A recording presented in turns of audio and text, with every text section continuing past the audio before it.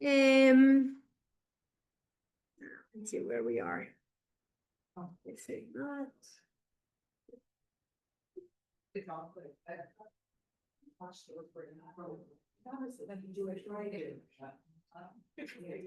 fine. Can you please just close the door? Thank you.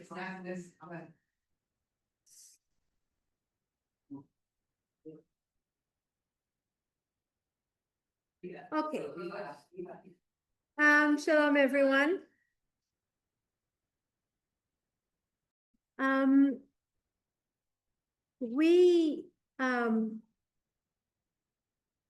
The last thing we did last week was reading the poem that Rav Kook wrote. And today, before we'll read the introduction to Orot HaTshuva, I thought that it'll be important to give you some more details about his biography, because when someone has, let's call it easy life, there's no one who has easy life, but the philosophy or the theology or the thoughts that they're saying, someone who never met a challenge, a difficulty, or God forbid, even worse, there's so much that they can say about the human experience. Also, usually those people don't write a philosophy book, okay? I'm thinking, for example, about Viktor Frankl. Yeah, Viktor Frankl says that it's only through the suffering that we go through in life can we touch something very fundamental about human existence. Doesn't mean that you have to ask for suffering to come, but if you have some kind of a suffering in your life and you reach an ability to give it meaning or have meaningful life in spite of the difficulty, then you've reached somewhere very high. So the only troubling thing I mentioned last week was that the Yeshuv Yashan, the religious people of Mea Shearim gave Rav Kook a hard life. A hard life. But it's not the only thing, and I'd like to go back and mention few things in his biography. So Rav Kook is getting married when he was 20 with the daughter of the Rosh Yeshiva, and he learned at the time he started learning in Volozhin, but he got married to the daughter of a Rav Teomim who was the Rosh Yeshiva of Ponevezh at that time. Okay, and after they got married, he moved from Volozhin to Ponevezh, and after a year and a half, 2 years after they're married, their first daughter is being born. Her name was Chana. And a year and a half after that, in other words, when the baby was a year and a half, and when they were married for 3.5 years, his wife passed away. So here we are with a yeah, you're in the mamad, I think. It's okay. Here we are with a 24 years old father with a young baby. Definitely not an easy thing. But after a year, he marries the cousin of his wife, and they have another 4 kids. The first one is Rav Tzvi Yehuda, which we know as Rav Tzvi Yehuda Cohen Kook. He was born in 1891 when Rav Kook was 26, and in 1899 he has a daughter, and he will have one daughter that also died when she was a baby, and then his younger daughter, the daughter who was born in Israel, in Yafo in 1907, when her father becomes the chief rabbi of Eretz Israel. I think it was 1921. It means that the daughter was 14, they asked him to move to a new house in Yerushalayim, in Rehov HaNevi'im, and there was staircase going up to their apartment, and she fell and she got killed. So easy life is not something he had, and I think in a way that, you know, to be able to stand in front of people and to stay so positive and optimistic and to trust life after everything that he went through, I think that is saying something about him as a person. And to have a close connection to Hashem, right? Yes.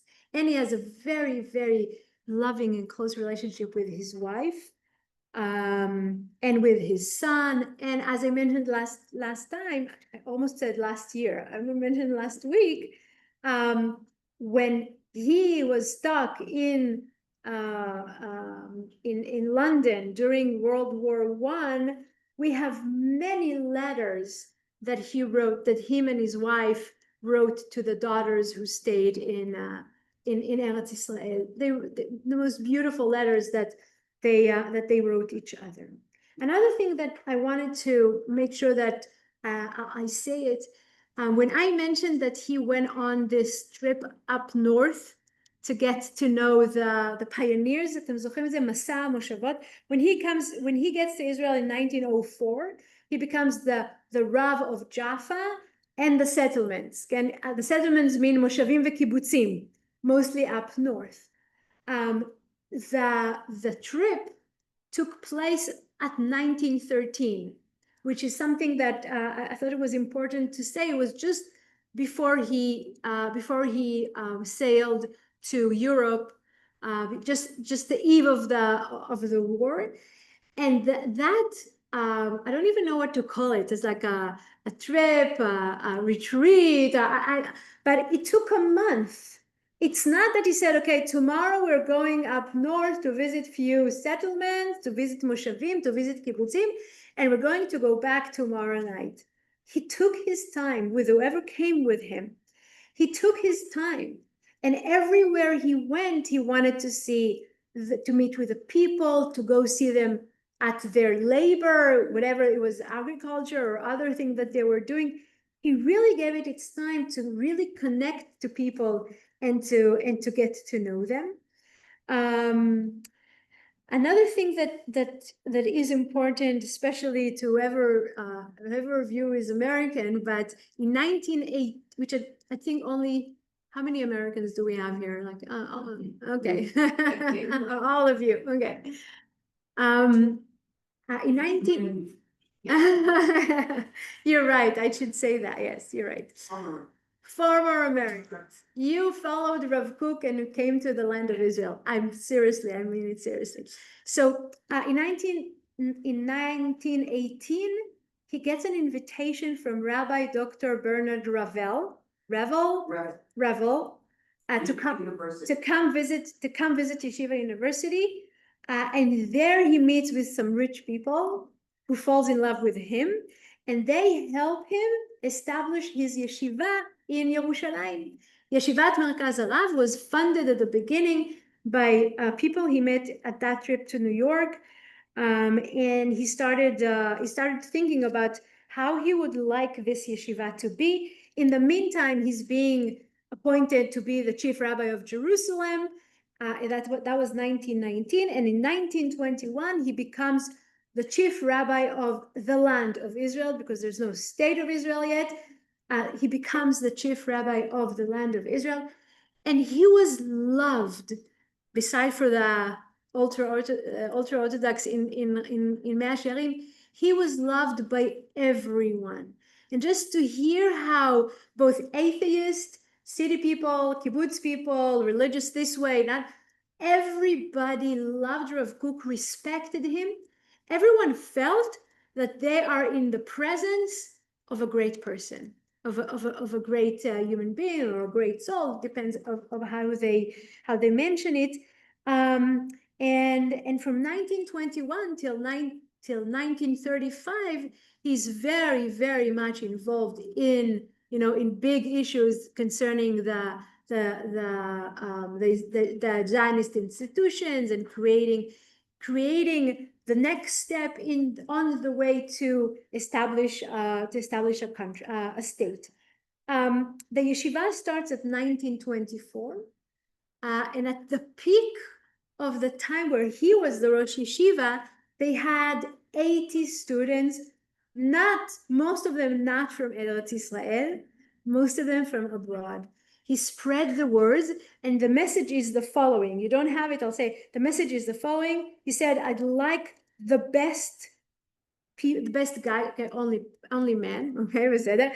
The best guys from all over the world to come to learn Torah Eretz Israel, to come to be part of the reviving of the holiness of the land. And at the peak, as I said, there's 80 students from all over the world. And the interesting thing is that when he sit down with his main Talmud, Rav Nazir, Rav David Cohen Nazir, we'll say something about him in classes to come. They envision something similar to Yeshiva University, but not in a separate. We have the yeshiva and we have the university. Rav Kook and especially Rav Nazir, when they write the curriculum for the yeshiva, besides for Gemara veHalacha, which is the obvious for a yeshiva, they wanted to teach Tanakh, philosophia, biology, botanica. I don't know how you say botanica in English. The study of plants. Botany, okay, botany. זה מזכיר לי, it reminds me a story about Rabbanit Zecher Tzadik Livracha, who was a Canadian. And one of these students in Yeshivat Ma'ale Adumim came to him and asked him, הרב, מותר לעשות פאזל בשבת? Can I, put together a puzzle בשבת? And הרב Rabbanit said, מה זה פאזל? אני לא יודע מה זה פאזל. So the student, he said, I don't know מה זה פאזל. So the student was like, Arav, אתה לא מכיר puzzle? There's one piece and another piece and you put them together. And Rav Rabinovich is saying, oh, puzzle. And so, זה הבעני.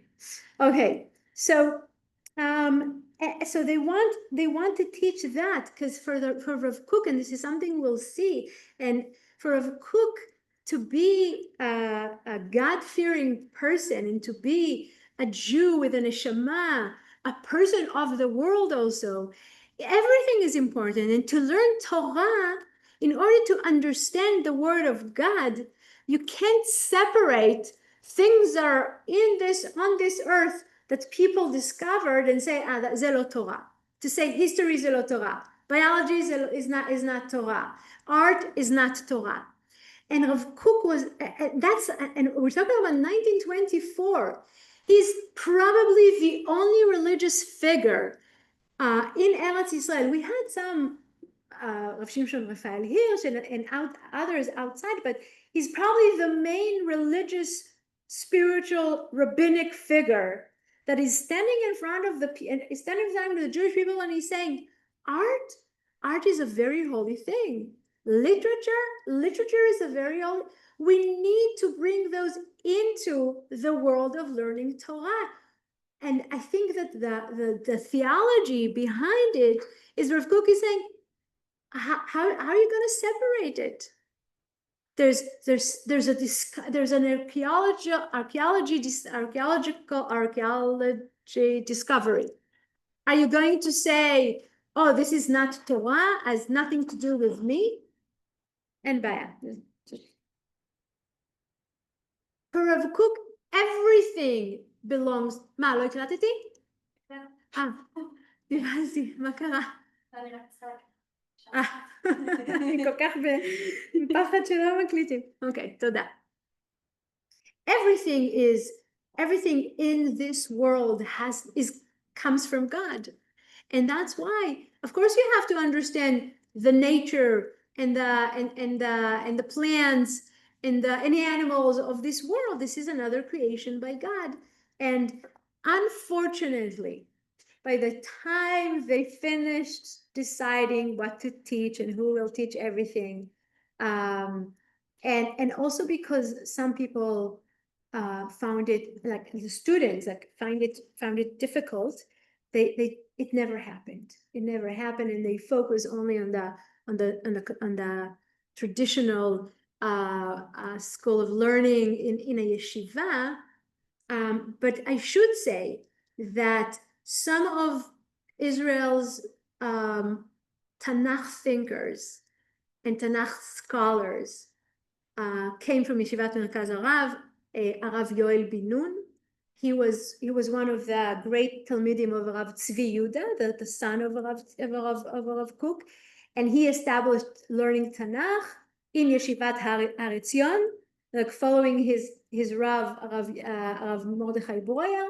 In other words, slowly, there were other yeshivot and midrashot for girls that understood that this curriculum is the curriculum we want to adopt in our religious life, in our spiritual life. Yes.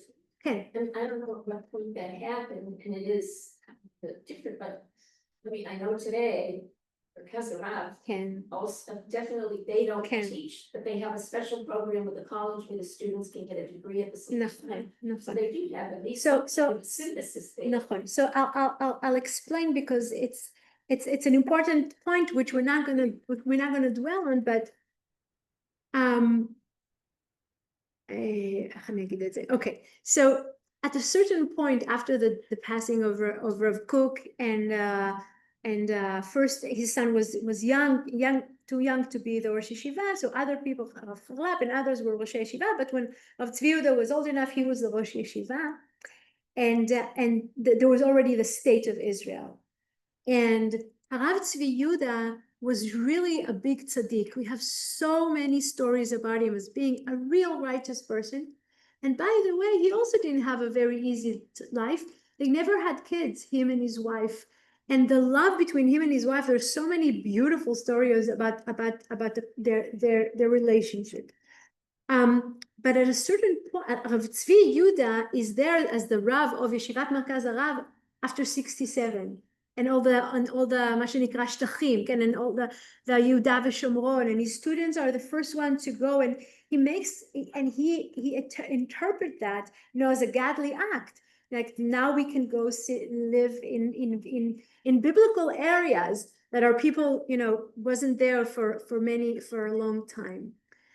After the passing of Rav Tzvi Yehuda, the students and the name of the yeshiva in the Israeli public became very, very political, and people were, trying to disconnect themselves from that, which is unfortunate, because they really produced amazing rabbanim that are all over. Arav Drukman, zecher tzadik livracha, and many other great rabbanim in Eretz Israel. But the feeling was that his students are becoming very political, and they have their own way of thinking. And what happened about what you're referring, I don't remember at what year it was, but it was when Avram Shapiro was the Rosh Yeshiva, and a group of students headed by one of Rav Tzvi Yehuda's Talmidim, Rav Tau, decided that they don't like the fact that the yeshiva encouraged the students to get, it's not even a degree, it's a teaching diploma, because they encourage the students, go get a teaching diploma, so you'll have, what to live, you go teach. And Rav Tau and his followers refused. They said, this is not the original way of the yeshiva. As we know, it probably was the original way of the yeshiva. And there was a split.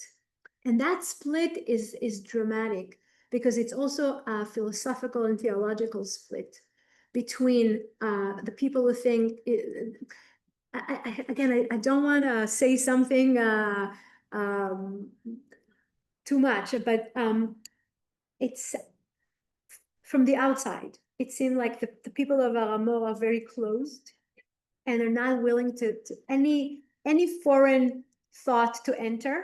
They're not entertain themselves with all the things that Rav Kook said we should know. Very, very firm, religious, strict, halachic, between themselves, and they do other things that are very beautiful. And I know that many Bachurim loves to learn there. There's Avira, Veruchaniyut, Verama Gvoa Shel Torah. Okay.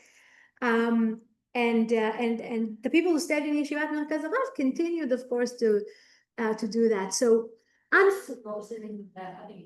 Haramol, the Merkaz Harav nishar Merkaz Harav, and the one who left established Har Hamor.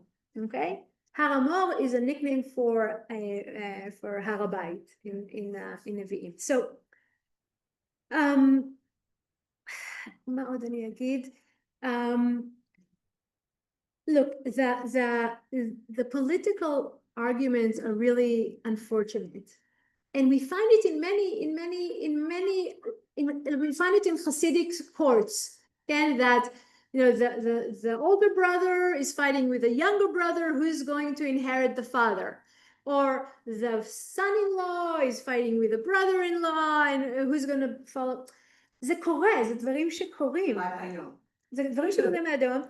That's why I should say that one of the most moving, impressive, really acts that happened in the last 10 years in the Zionist religious communities, that Rashi Yeshiva in their lifetime gave the job, the title, to someone younger than them. I mean, in other words, they didn't wait till pass away and then for the next one to come. And we had at least 3 examples that I know, but there are more.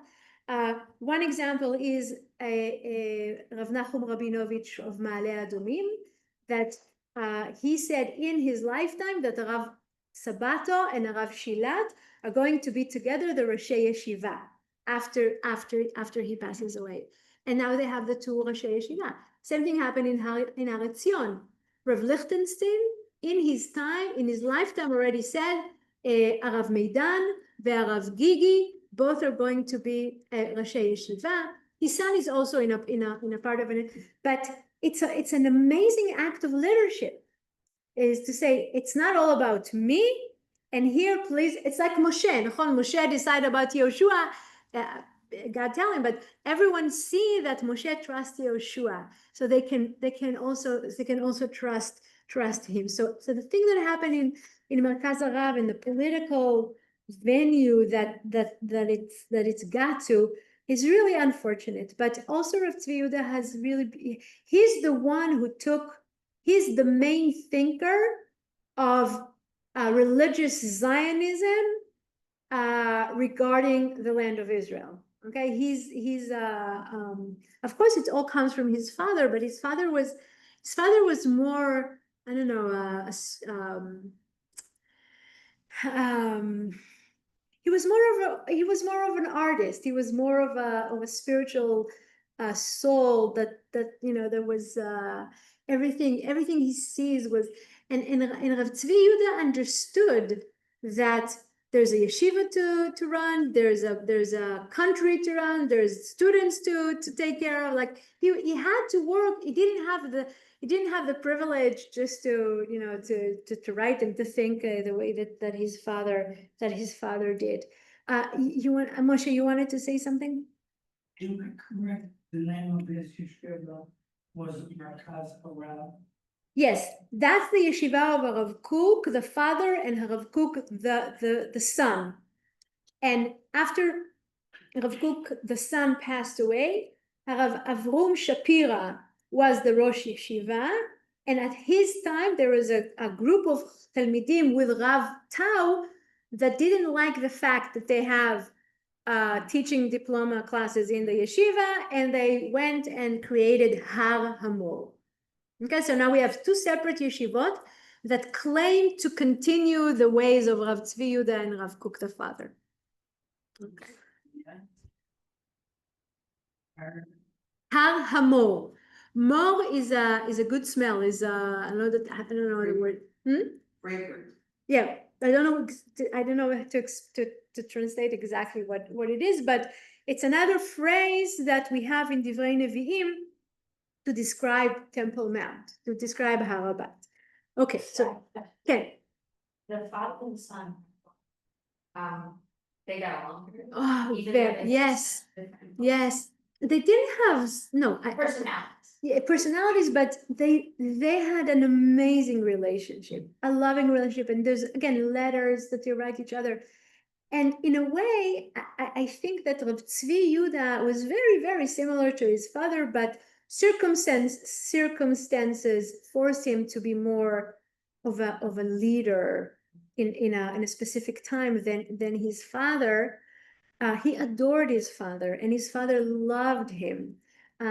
Yes, very moving relationship, very, very deep relationship.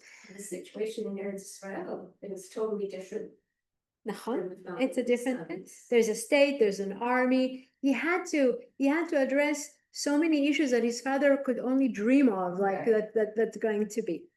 And Question, did his yeshiva become a Hester yeshiva at Paratzi? no, it never became a Hesder yeshiva. It's a good point. It's a yeshiva gvoha. People go there, they learn as many years as they want, and then they go serve the army in a short time, como Hesder. But it's not an organized a year and a half. Some of the Bechurim in Hesder in Merkaz Arav can go to the army when they're 29 or 28, etc. Because for them, it was a declaration that the Torah first, the learning first, but the army is important because they believe in the army. But you do it only after you're comfortable enough and learned a lot of Torah. My son attended Paratzi. Yeah. Okay, right. So Har Etzion is one of the Harav Amital. When he started Har Etzion, he came up with someone else with the idea of Hesder. Like, we want our children to learn Torah. We want to serve in the army. This is the Hesder in Hebrew means an agreement, a Hesder. Okay, so the agreement was that a year and a half. Okay. I want to end with the end of his life. So as I said last week, he was 2 weeks before his 70th birthday. Okay, so I'll say he was 70. And when he passes away, the leaders of the Zionist movement in Eretz Israel declares Yom Evel, and a mourning day. Everyone who can go out to the funeral. Some say that there are close to 100,000 people, which is a quarter of the entire Jewish population at that time. People wanted to pay respect to this great man who brought them so much love in their life. And at the newspaper, at one of the secular Zionist newspapers, it said that the passing of Rav Kook is a national catastrophe, is a national tragedy. Yeah, and the Jewish world lost a giant. Everyone realized and understood. By the way, there's some stories about Arabs also, like the Arabs leaders that respected him very, very much. And again, it's because he never crawled into a Jewish yeshiva or a Jewish ghetto in a Jewish neighborhood saying, all I care about is my peers and people who keep Torah. He was with his face outside everywhere. And he made sure that in very crucial intersection in the land of Israel, he's going to be there as a representative of a believing person. That's why it was so important to him to be there in the beginning of the establishment of Betzalel, the first art school in Israel. It was important for him to be in the beginning of the Maccabiah, like an Olympic contest. Again, it's important. It was important for him to be at the inauguration of Hebrew University, which happened in his time. He like within the picture, you see all the most important people in the land of Israel at the time, and he's a central person. He is there with a face to the people, loving the people, not only the things like him or looks like him, but he loves everyone as them being Jewish and being human. Okay, now now let's move back to the source sheet. And you see here that Rav Kook's it's Rav Kook's introduction to Orot HaTeshuvah, light of penitence or light of repentance, Ken. And Rav Kook said himself that this is the most important book that he wrote. And if people are asking themselves, what shall they learn? They should learn Orot HaTeshuvah. Almost all of his books, all of his writings that we have today, was written by him and were published after he passed away. That is the only book he made sure, besides for articles and letters, of course, the only book he made sure to publish during his lifetime, and it happened at 1925. In other words, 1 year after Yeshivat Merkaz Harav is well established. And he says, if you want to understand what I'm talking about, you should learn Orot HaTeshuvah. And that is definitely a very interesting question and a very interesting phrase that we need to pay attention to that phrase. And indeed, I think it's the most learned book. It's not even a book, it's a booklet. Like it's very thin. It's the most learned piece of Rav Kook, both in Eretz Israel and in diaspora, whoever knows it. Not only in the Merkaz Harav circles, but also in the other yeshivot, in Har Etzion and Ma'ale Adumim, in other yeshivot. It became the must to learn, mostly in Chodesh Elul, before Yamim Noraim, because of the word repentance. But we will see that Rav Kook did not intention that book to be learned in Yamim Noraim. Okay, we'll see it in a minute. Is it translated into English? Yes, and I believe there's a translation in Safaria, in the website Safaria. They have the English translation of Orot HaTeshuvah, but there are also books that were like you can buy a book in a bookstore that is translated to English, and many editions of interpretations and understandings of, because it's very difficult to understand Rav Kook language. So there are many editions of the different interpretations, but yes, there is English. I need to remember you're in the group. Are you in the group that Matan opened for that class? Do you know that you're in the group? Okay, I'll ask Osha for this specific class, because I sent it to my class last year, and I did not know if they're still printing that book, and someone found it on Amazon. So there is a collection of English translation of some of his most important work. So I will send you the details of the book, whoever wants to buy the book, or so you can read more about, and you can read him more. The Rav Kook is, I think after the Rambam, the number of dissertations and PhDs that were written about Rav Kook are so many from different walks of life and different aspects of his thinking, with people that religious, non-religious, Zionist, like mamash. There are a lot of things about him and about his Torah, and we're trying to listen a little bit to what he said in these books. Okay, so we understand that Rav Kook is saying this is my most important book. This is the book that holds, the heart of his thinking. And he told his students, this is the most important. This is the book you must learn. And this is the introduction. Okay, and we're going to break it word by word because every word in Rav Kook is very important. I do have the Hebrew. I just that I'll see that the English is not missing something important in the translation. So for some time, I have been struggling with an inner conflict. The word in Hebrew is milchama. I am struggling with an inner war. There's a war inside of me. And he will explain what the war is all about.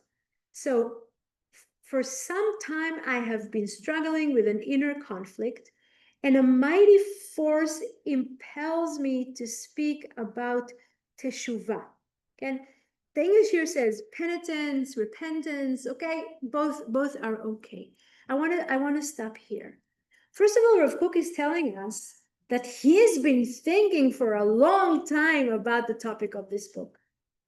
In other words, this book was troubling him for a long time because it has to do with an inner conflict, like a constant battle that is happening inside of him. He's not yet telling us what's the battle. We do know from other books when he talks about the inner struggle that he's in, the struggle is between his desire to be occupied and preoccupied only in aspects of spirituality and God and closeness to God, things that has to do with, if we draw a ladder, Nechon Sulam Yaakov, the head is in heaven and the legs are on earth. So Rav Kook is saying, the battle that I have is between my desire to only think about the Shamayim and the necessity from being basar of Adam to also have my feet on the ground, on this world, in this Ma'aretz, okay? Now, if he's telling us that for a long time there is a battle, it also means that he did not decide which side won. It's a constant battle between Shamayim and Aretz. In other places, he will also say that don't think that when I'm talking about this earth, I'm talking about only materialistic aspect of being a human being.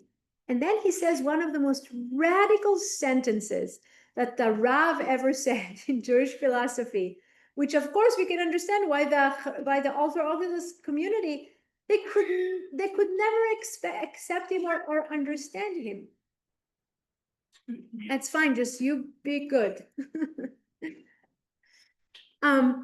Because he says it's okay. That's fine. You just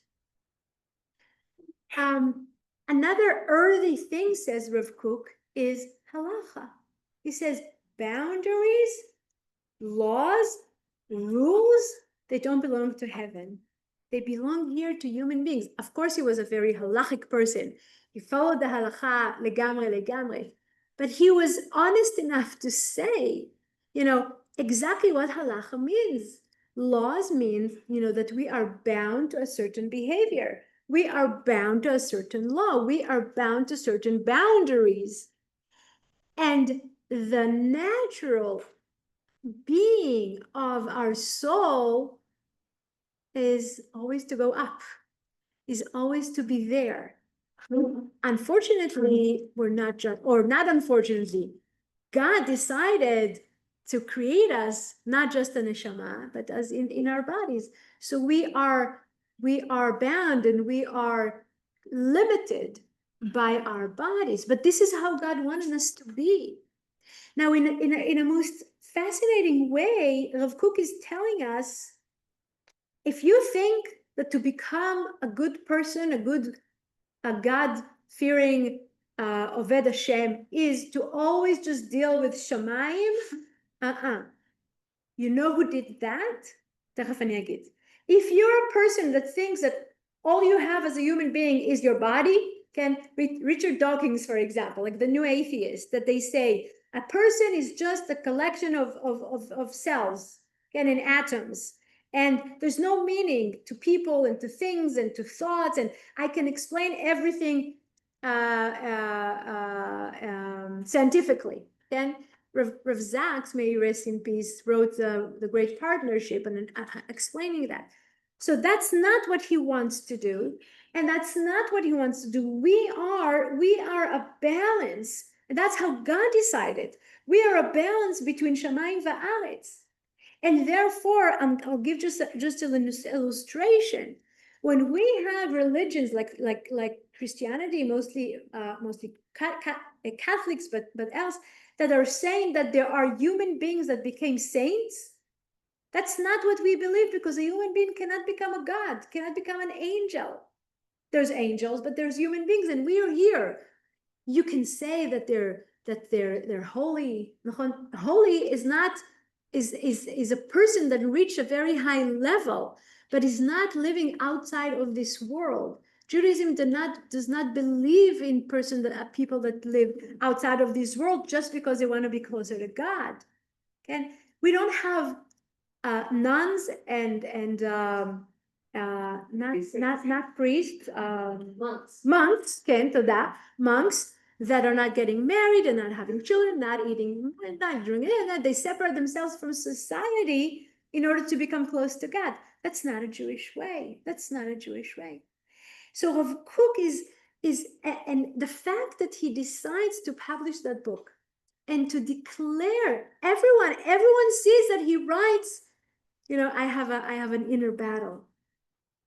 I think that he found it important to share his thoughts with the public, because it can help other people that either have tendencies towards that or tendencies towards that, and he's just teaching how to live a wholesome life, and maybe even say that the human condition is to have that inner fight all the time between my inclination to the holy and my inclination to the godly and my inclination to my physical body and restraint. Okay, that's what a human being is, and that's a very daring thing to do. Okay, to of course, as I said before, just to think about what the ultra-Orthodox thought about such a thing, because they didn't have that wide way of looking at the world. For them, it was really the four arba amot shel halacha.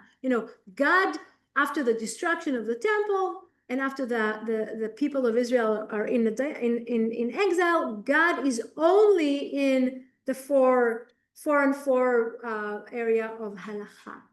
And Rav Kook is saying, really?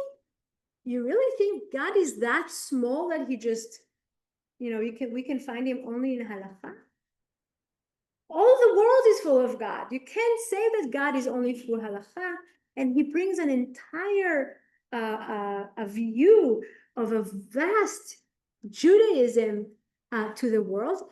I do want to say that in a way, he goes back to what we know of Jewish scholars in Spain during the Golden Era in Spain, which is 11th till 13th century, where we had, when you were a Jewish scholar, you were not only learned in Tanakh and Gemara, you were a doctor, you were an astronaut, you were a scientist, everything according to that time of what the science.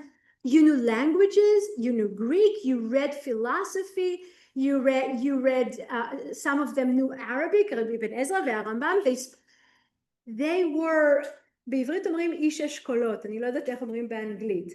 It's like, it's a person who knows many different areas of, because they believed it's a religious obligation to learn everything, every field of knowledge that is on this earth, because it's from God. And that's why the Rambam is saying, of course you have to learn philosophy, of course you have to learn science. How are you going to be a good Jew and a good Oved Hashem if you're not going to know philosophy and languages and etc. And also the Rambam himself, when he writes the Guide for the Perplexed, okay, by the way, he writes it in Arabic because he wants people to, who doesn't know, to know, but it was a response for a question from a student. In other words, that's what people did in the Middle Ages. They wrote books as a response to a question.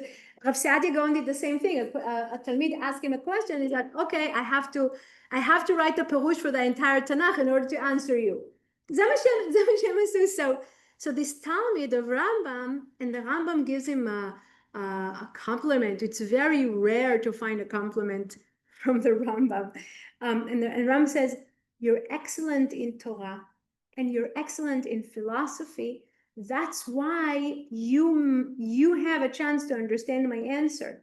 But this Talmid is saying, since you said it's so important to learn both, I start to find contradictions.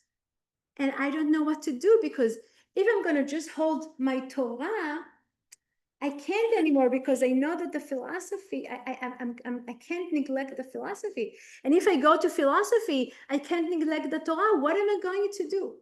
And Rambam says, okay, fine, I'll write you an answer, and it's a book. Again, the Guide for the Perplexed. The Guide for the Perplexed is not a book for confused Jews. It's a book for the best students who learned both Torah very well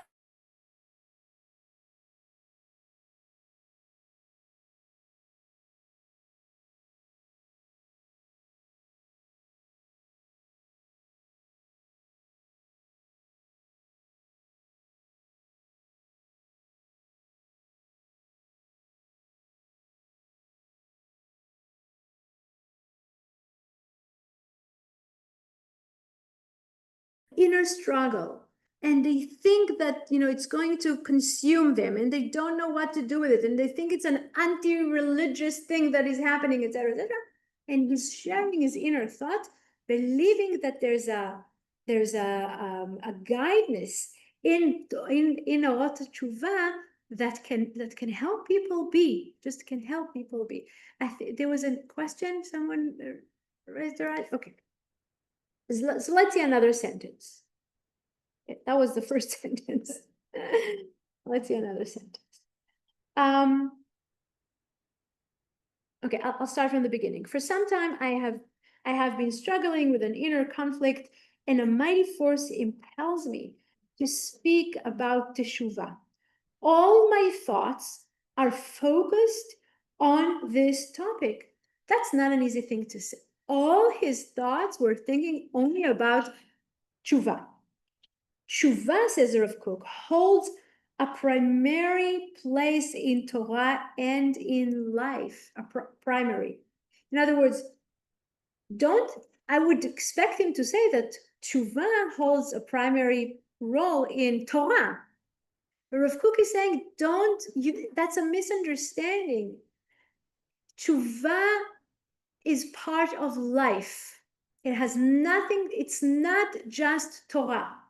Tshuva is not, I will say it in a more blunt way. Tshuva is not a religious act. Tshuva is not a religious phenomena. It's a life phenomena. It's inherent to human beings. And it's inside of us, in each and every side of one of us. All the hopes of the individual and of society depend on it. In other words, says Rav Kook, when we're looking about tshuva, you should know that tshuva is not an answer, or is not a tool for the individual, but it has to do with the public as well. And here I start to hear that the tshuva that Rav Kook is talking about, and he will say it in a minute, is not the tshuva that we know. It's not the protocol of I've sinned, I regret, I confess, I fix, and I move on. Rav Kook will want to explain something different about tshuva, and that's why he is saying one student. Oh, sorry, I didn't bring you the rest of the. I forgot I did that. The paragraph that starts with the word one is not part of Rav Kook. I will tell you the rest of what Rav Kook is saying. Rav Kook is saying that the tshuva we know from Chodesh Elul, from Yamim Noraim, the protocol of we need to repent in order for God to forgive us, that's an easy tshuva.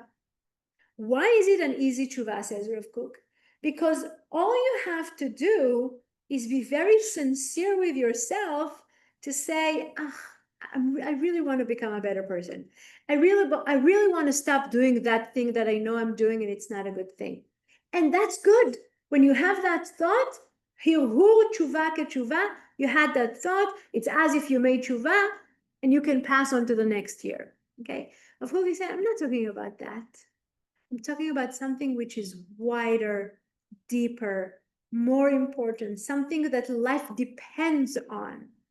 And with that, again, he's being very courageous, because a typical person, you say the idea tshuva, and we immediately think of tshuva, tzedakah, tefillah, ma'avirim et ro'a gzera. These are the three things we need to do in order to, come in front of God b'yom kippurim, b'yom Rosh Hashanah, and to be forgiven and to start anew.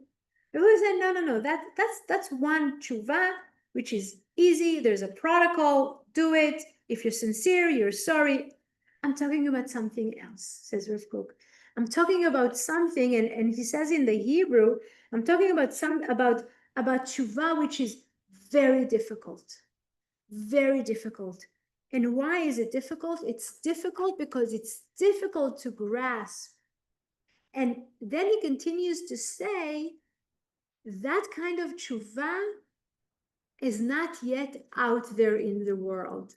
And I want to show people the kind of a tshuva that I'm talking about, because it can benefit not an individual in his small little errors that he does, but on us as a humanity, starting from the individual to the community, the people to humanity. And this is the tshuva that he means. I just want to show you, just want to read what I did bring you. One student reported hearing Rav Kook say, I worked extensively on Orot HaTshuva.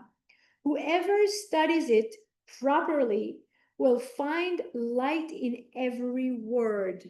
Okay, so it's not a book for Chodesh Elul. It's a book for life. It's a book for life, and each word has light. He also declared Orot HaTshuva should be studied endlessly. Okay, now Rav Kook was a very modest person. He's saying that because he has an inner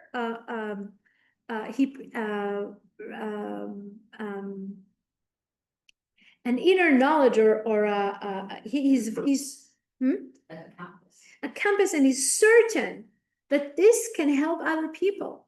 And that's why it's not that he's bragging, oh, I wrote the most important book. He's like, I really think that this, like, he has trust in that book, that book can help people. And Rav Soloveitchik, and we'll end with this, Rav Joseph Soloveitchik explains that in this, Rav Kook's most philosophically developed work, his most significant innovation in that tshuva, and in that tshuva is not connected to sin per se, but is comprised of man's returning to himself, returning to his source. Okay, so the word tshuva means to return, and it's not about returning to the sin. Returning to the sin, yes, we can do it, it's easy. The harder thing is, how do I find the path to return to myself, to my authentic self, to who I am, who I can be in this world, and with that, to return to the source, which is God, okay? And the struggle is like, maybe he had many tools how to return to God, but these meant disconnecting from his human body. I need to find the way of returning to myself and returning to God without letting go heaven and without letting go earth, and work not only to the benefit of myself, but to the benefit of the entire world. As not so can. Yeah, go ahead, Moshe. Thank you. You know what our original self. He will try to explain it. It's it's a lot of introspective, it's a lot of inside, and try to neutralize or shut down all the noises from outside telling us what we should be. But listening to our, of Cook really trusted intuition. Okay, we'll learn about that. Intuition, like the voice that is telling me what I should do or who I should be or what are my strengths. That many times we cover it with prejudice, with fears, with hesitation, with and we don't follow that path. But we'll see more than that in his words. So thank you for the people in the Zoom. Thank you. Shavua tov. Bye.